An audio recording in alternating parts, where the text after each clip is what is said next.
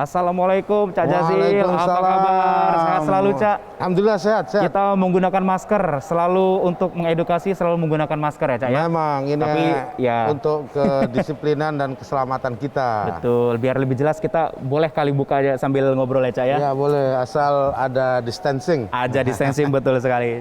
Cak, apa kabar?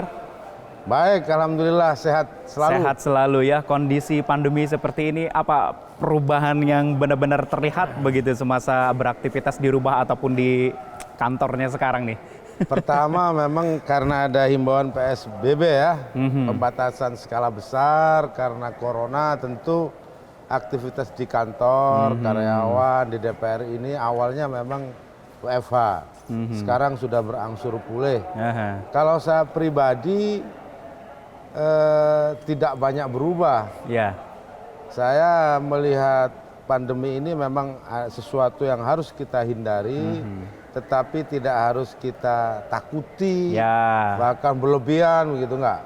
Cuman bedanya kalau pulang kantor, kalau sekarang masuk rumah ini kayak anak kecil dari sawah. Jadi Harus langsung ada protokol-protokol kesehatannya ya. disiapin kresek, semua baju masuk, mandi, baru kita campur anak-anak. Awal-awal suka merasa risih nggak dengan kondisi seperti itu Cak? Sangat. Sangat risih ya. Bukan hanya risih, tertekan rasanya ini. Jadi kita, aduh luar biasa. Jadi memang sebab apa? Memang virus ini tidak kelihatan. Dan yang bisa mengalahkan untuk tempo awal ini adalah kedisiplinan kita sendiri. Kedisiplinan kita sendiri. Tidak ada cara lain. Kemarin ini Presiden Jokowi mengeluarkan Inpres nomor 6 tahun 2020 tentang peningkatan disiplin dan penegakan hukum protokol kesehatan dalam pencegahan dan pengendalian COVID-19. Salah satunya ini ada peneguran lisan, kemudian ada sanksi sosial, juga sanksi administrasi begitu. Kalau kita melihat Presiden yang ini sudah Agustus ya Cak ya, maksudnya sudah mau masuk September juga begitu kan. Kondisi seperti ini terlambat tidak sih Cak mengeluarkan Inpres dengan kondisi sekarang, sementara kita nih dari COVID sudah dari bulan Maret lalu begitu, dari Januari bahkan begitu. Sebenarnya tidak ada kata terlambat, tapi menghadapi COVID ini serba dilematik antara kesehatan dan kebutuhan ekonomi. Betul. Antara sesaknya napas dengan kedisiplinan begitu, antara kantong dan harus beli masker. Jadi ini semuanya dilematik. Nah, tetapi dari hari ke hari ini menanjak terus. Ya. Makanya pemerintah harus mengeluarkan, atau Pak Jokowi mengeluarkan Inpres yang memberikan sanksi kedisiplinan. Ketegasan. Ya harus. Gitu ya. Kalau tidak, tambah ke sini tambah lupa, seakan-akan tidak ada COVID. Ya. Padahal dari angka itu menanjak terus. Nah inilah kemudian Presiden mengeluarkan Inpres kedisiplinan. Pertanyaannya, Ya. apakah dengan keluarnya Inpres itu kemudian Ya. disiplin? Akan tetap mengikuti peraturan-peraturan yang diberikan begitu ya. Ya betul. Dan siapa penegak disiplinnya? Ya. Diberikan kepada polisi, pamong praja, tentara atau TNI. Baiknya libatkan siapa Cak? Yang paling bagus adalah kedisiplinan yang lahir dari dirinya sendiri. Oke. Nah, membuat itu yang sulit, gitu. Nah, kalau kedisiplinan ditegakkan oleh pengawas, sejauh ada pengawas dia disiplin. Setelah pengawas lewat, nggak ada. Jadi lihat aja di pasar-pasar itu. betul. Lihat aja di pasar-pasar, di tempat-tempat umum, banyak yang apalagi di kampung-kampung. Di daerah-daerah begitu Iya, ya Cak karena ya. pertama tidak mudah ya membentuk satgas atau tenaga penegak disiplin gitu. Kan mereka harus bayar juga. Karena mereka juga tidak mungkin mengontrol selama 24 jam ya Cak. Pasti. Jadi mereka juga harus ada kesadaran diri sendiri ya Cak, begitu ya. Itu yang paling utama adalah kedisiplinan yang muncul dari dirinya sendiri. Nah, bukan karena paksaan atau takut hukuman atau sanksi. Betul. Saya mau minta pendapat dari Cak Jazil nih. Kita ini sebenarnya semuanya harus social distancing, tidak berkumpul di tempat keramaian begitu ya. Pasti ada contoh-contoh ya yang harus kita tiru begitu ya. Mungkin public figure bisa, kemudian juga para pejabat bisa begitu kan, yang bisa memberikan contoh begitu ya Pak. Tapi ada beberapa contoh beberapa waktu lalu yang sebenarnya kita sayangkan begitu. Contohnya saja seperti Bupati Subang begitu yang mengadakan ramai-ramai begitu. Akhirnya masyarakat melihat kondisi itu, ya gimana nih? Pemerintah menganjurkan kita agar untuk tetap tidak berkumpul-kumpul, tapi ada contohnya lain yang beda.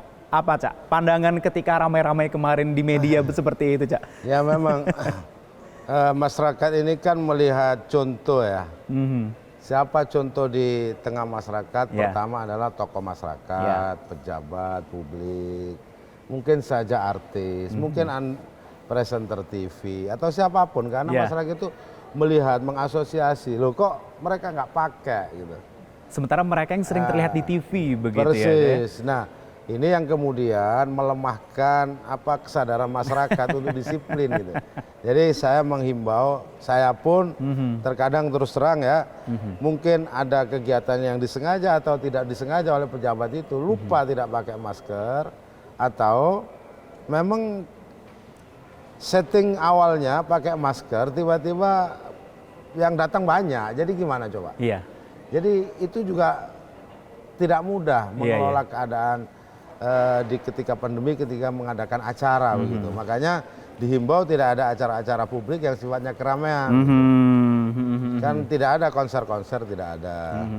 Baik, kita kalau berbicara mengenai masalah pandemi ini kurang sah begitu kalau tidak berbicara mengenai masalah vaksin yang saat ini sudah mulai akan tersedia nih, Cak ya. Sebenarnya secerca harapan sudah mulai hadir di tengah-tengah kita begitu ya. Harapannya supaya vaksin ini segera ada, semuanya kembali pulih begitu. Tapi kalau kita melihat vaksin sejauh ini seperti ini, bagaimana, Cak? Begini, antara kecepatan menemukan vaksin dengan kecepatan lonjakan ya. Corona ini hampir tidak imbang. Lebih cepat sih Corona ini ya. Lebih cepat. Jadi saya khawatirnya vaksin ditemukan, kita dampaknya sudah kemana-mana. Karena begini, Corona ini dampaknya pertama memang kesehatan, yang kedua ekonomi. Betul. Nah sekarang kalau vaksin ditemukan, katakanlah di bulan Januari, berarti 1 semester lebih kita ini stuck ekonominya. Jadi memang semuanya mengandalkan vaksin, tapi vaksin ini harap-harap cemas. Dan kalau ini bisa jalan terus. Kalau bisa jangan begitu mengharapkan vaksin, harus tetap ada disiplin diri tadi ya, Cak ya, jangan sampai nunggu terkena ya. Obatnya itu disiplin diri. Memang itu, tetapi itu tidak mudah. Jadi begini ya, ketika ada tuntutan untuk bekerja karena tidak punya uang atau di tempat pekerjaan tidak mengharuskan pakai masker misalkan, atau di jalanan umum. Jadi akhirnya tuntutan perut mengalahkan tuntutan kesehatan. Jadi bagaimana orang yang tidak mampu beli masker harus pakai masker. Nah, Cak, hand sanitizer. Ya, saya mau minta pendapat dari Cak Jazil. Kalau seandainya vaksin ini nanti sudah tersedia, masyarakat bagaimana untuk bisa mendapatkan ini, Cak? Gratiskah atau ada embel-embel lain nih, Cak, begitu? Bagaimana? Nah, karena harus gratis. Harus gratis. Menurut saya. Utamanya kepada kelompok yang rentan ya. Rentan dan tidak mampu, dan ekonomi juga tidak mampu untuk beli vaksin. Justru menurut saya kalau vaksin ditemukan itu dampak terhadap kesehatan, artinya tantangan kita menghadapi kesehatan lebih ringan. Ya. Tapi ekonomi gimana? Betul. Sedangkan misalkan pemerintah menyediakan anggaran untuk vaksin kepada masyarakat yang tidak mampu. Nah, dan mungkin menjadi usulan saya, ada percepatan ketika vaksin mau ditemukan, ada percepatan gerakan ekonomi di tengah masyarakat. Pertumbuhan di push. Nah, sekarang salah satu kebijakan pemerintah untuk meningkatkan daya beli masyarakat itu kan juga memberikan subsidi kepada pekerja. Betul. Yang gajinya di bawah 5 juta, yang masuk di anggota BPJS. Tapi kalau kita melihat kondisi seperti yang memberikan BLT begitu ya, Cak ya, kemudian santunan-santunan lain begitu, yakin tidak, Cak, itu bisa memulihkan ekonomi? Nah, itu sebenarnya social safety net untuk untuk bertahan dengan keadaan. Jadi untuk bertumbuh itu memerlukan tenaga yang luar biasa besar. Tapi jangan kita terperosok.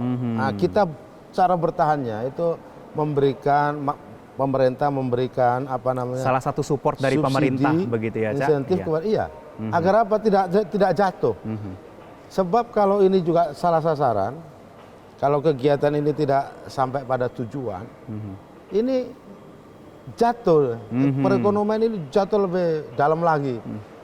Nah, ini saja pemerintah dengan melakukan ini saja, ini hanya mampu bertahan, belum tentu mampu bertumbuh.